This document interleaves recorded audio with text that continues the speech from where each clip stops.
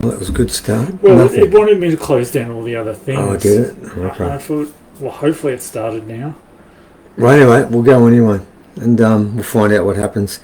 We've just put up a new video, a new article, and it's a dedication to Ros Mulder, who found Ros's Rock 1 and probably bought half the rocks we've got in our collection, plus bought the rings and bought quite a few things, and has been working with us for quite some time.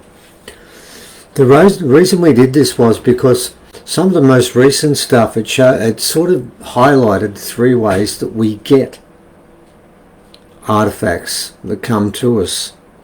And in the first case, Ros went into a shop, some form of New Age shop with crystals and rocks and all sorts of stuff, and was drawn to the discard bin, where everything is $5. Put your hand in, what you grab, you can spend $5 for it, and that's it. And she found a rock, and we've highlighted that because it's a fascinating rock, because it looks very much like Ros's Rock 1, which is the very first one she found. And she found that one was dug out of her place when they were putting down the foundations for a house. And it came from over a metre beneath the surface, which means it's very old. What was interesting is this one was, she reckons she was just called to go to that bin and find it. And that's so synonymous with so many people who've handed us rocks, not just Ros, but many others who found the rocks simply because they felt they were called. And I figured that's really a very, very common way these rocks turn up. When humans, sometimes they're original, sometimes they're white, sometimes they're Asian, sometimes they're any race, religion, colour, whatever, it doesn't matter. They come upon the rocks because they're called. And so we included that one. And the second one she showed us was from a miner in the Pilbara who found a rock which looks very much like a rock that Ros bought, number 5. Very similar, and we made that point there. And he found that when he was mining and kept it with him and didn't know what to do with it until he found out about what we were doing through Ros, and then sent this rock, there's pictures of this rock, and we've included that. Because that's the second way that things are found. The third way is obviously buying them on the open market where everything is for sale. Quite recently she bought 2 rings. One was, I think, in Thailand, bought in Thailand, one was bought in America, and they both came from Angkor Wat, and they look very similar to all the other Lemurian rings found from that region and other places, which we won't talk about so much today. And what was interesting was, in this case, the readout fitted in perfectly with all the other rings that come from Lemuria. And of course, unlike the Atlantean rocks, which are much more structured in its 99.5 or 99.3% zinc and copper, these ones vary.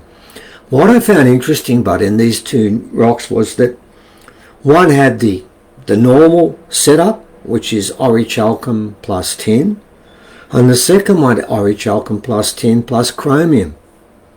Now what's interesting with that is we've got another one like that that's got chromium in it, and both of them have 35% zinc, the highest proportion of zinc in any of them.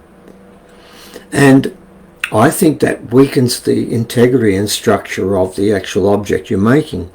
And it's interesting because chromium is the second best metal hardener on this planet. And for the zinc on both occasions at 35%, the alchemist that did this put the chromium in to keep them stronger. What I find particularly fascinating, with another ring from Lemuria, which has again the same setup, orichalcum plus tin, there was something else added.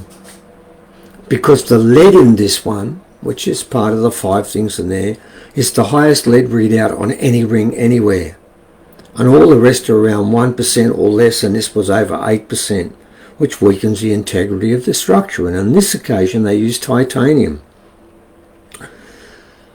And titanium is the best metal hardener in the planet. So we're seeing a pattern there. The more of these we get, we can make more observations through just the number We've got 3 from Atlantis, and I think now 11 from Lemuria. And remember, all the Lemurian ones, with the exception of one, which is not even from there, it's an alien ring, all the rest are based around the same orichalcum setup, but the percentages are different. And on occasions, when some percentages get too high, they have to add something to compensate for that addition.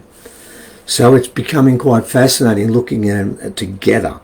So that article's just gone up. Now, I also wanted to mention once again our online conference is coming up, and it's going to be a very good one. We're going overseas a bit, and I thought I was actually going to talk about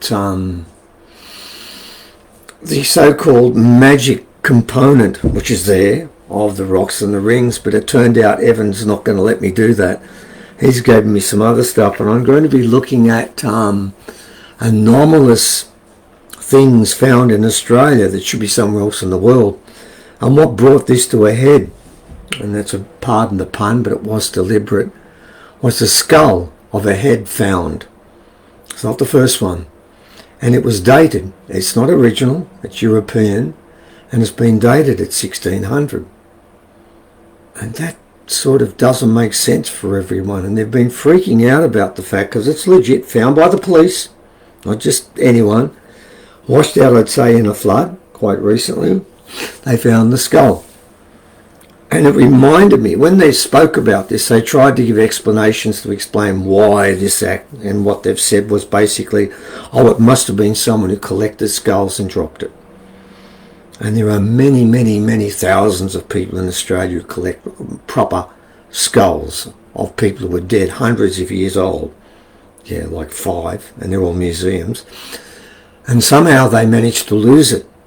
And that's what their take on it is. But it's funny, because it reminded me of an earlier story, which has been redated, of a 5-year-old child that wasn't original. And it was supposed to be about 1500, but they've redated that. They've done more work on it. It's turned out that it's now actually 1000 AD. Now the problem with this one is, the other one, which is 1500, that's when colonialism has begun, and where these European countries are sailing to other places and just basically decimating them and taking and stealing from them. It had just begun. So it's possible it could have been Spanish, because they were out before the English. It could be a Spanish person there in the so-called 1500 one, but the one that's 1000 AD, nobody was sailing then. That's a real problem, and it's a child, a female child. It's considered in those times, early on in the piece, to sail in a boat a long distance with a woman was a bad luck. Seamen didn't do it. And by the way, they weren't supposed to be sailing to Australia at 1000 AD. 1500, 1600 is possible. A Spanish crew might have been shipwrecked, and that could have come from there. But not a child. And not 1000. That's really weird. But you know what they said about that one? Same thing they said about the other one. Oh, someone dropped it. I want you to think about this, ladies and gentlemen. I'm a skull collector. Normally you keep your skulls at home when you collect them, okay? You don't take them for walks out into the bush. And let's just say I did have a big skull and I went for a walk in the bush and I dropped it. I didn't notice it. I didn't look down. I just kept walking. But not did I do it once. I've done it twice, and I did it about 7 years before and then did it again. And these skulls don't belong here. So we're going to be looking at that, because a lot's turned up recently and it's becoming ridiculous. What they do is they choose one object. They say, oh yeah, okay, fine, we'll find an explanation for this. Like I remember reading another one recently of a person found about, I think 1200 it was, with a cut. An original person with a cut across their body, and it was the same sort of cut they saw in gladiator times, and they said it was done by a metal object. And then someone says, no, it can't be, it can't be. Then it gets dismissed and forgotten. Then they find something else, but they don't put it in context with all the other things that have been found. They keep it separate. And another one we're going to talk about is an Egyptian coin that has Ptolemy on it. which is from 200 and 220 BC. It was found up in Cairns. It was found in about 1900 when no one went up to Cairns, and what they've said was, yes, it was found on an Aboriginal walking track, and yes, it was dug out when they were doing fencing, and they went down about half a metre before they found the coin. But what they've said is, oh, someone must have walked by a couple of years before and just dropped the coin. A gold miner or someone. I'm thinking, who carries Egyptian coins into the bush? And if they did and they dropped it, wouldn't they know it? And if they did drop it, here's the deal. If they did, it's only been there 20, 30, 40 years at the most. What's it doing way down at the bottom where this guy's digging for fence posts, and why is it on an Aboriginal walking track? But again, see, each time, oh, collector dropped it. Coin, collector dropped it. Skull, collector dropped it. Skull again, collector dropped it. It's the same excuse each time, and there's so many of them. Well, they keep saying, oh, it's a plan, or someone put it there. What's the plan? Why would they do it?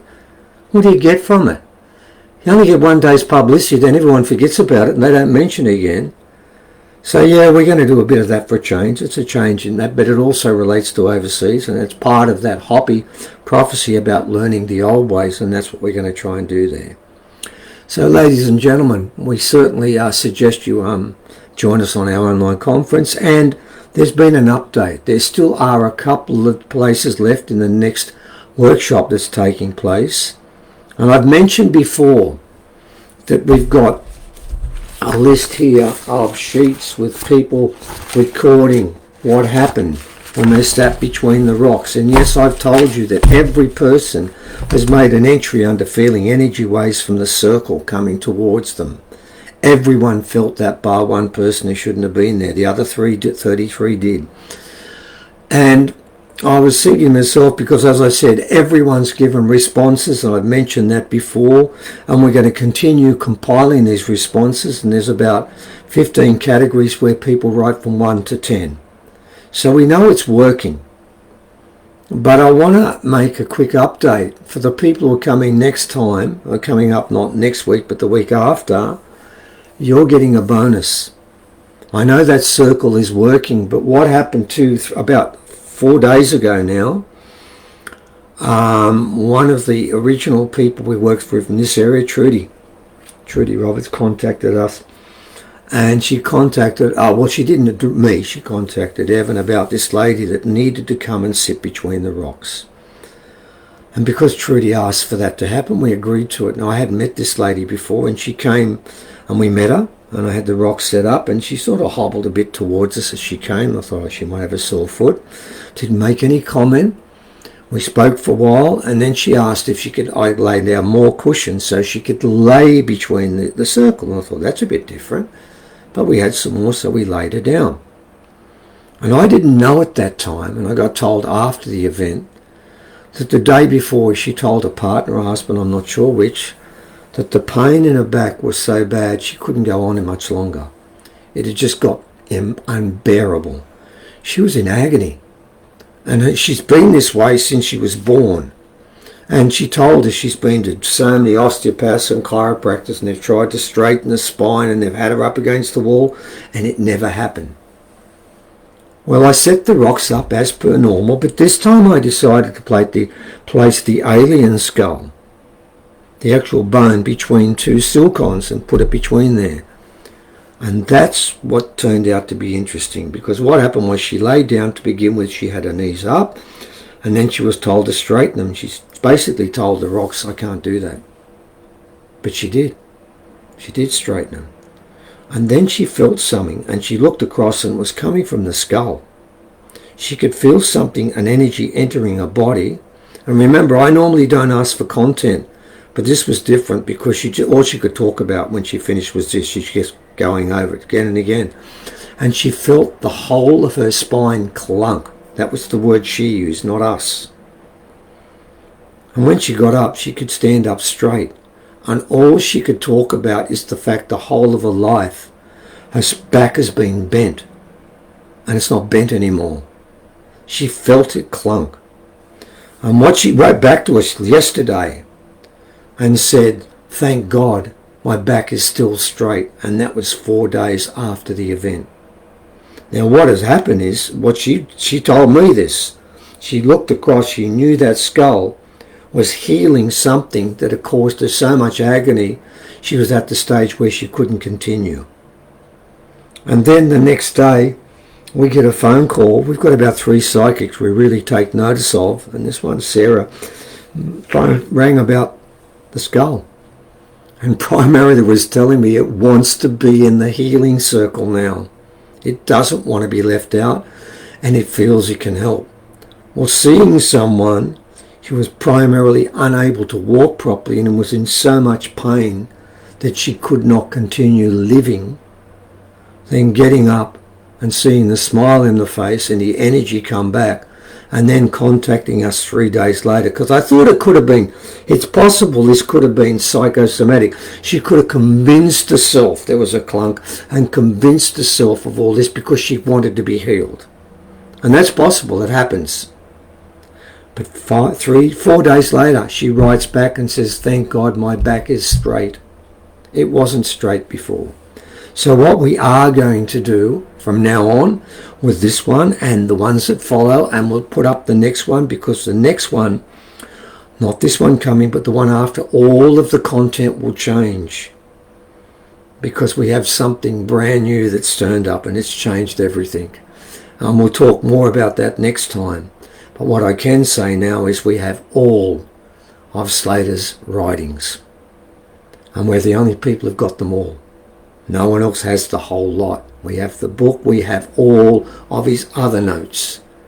And the person who gave them to us will not be giving them to anyone else, and will not give the information to anyone else how he got them. And he made it clear to me, this guy's right. He's brilliant. I mean, there's a couple of things he says he disagrees with, but these were written in the 1930s. They're archaeological things, and one of his statements isn't quite correct. But his science, when it comes to original stuff, this is what to do with Egyptians, is unsurpassed. And we now have the proof.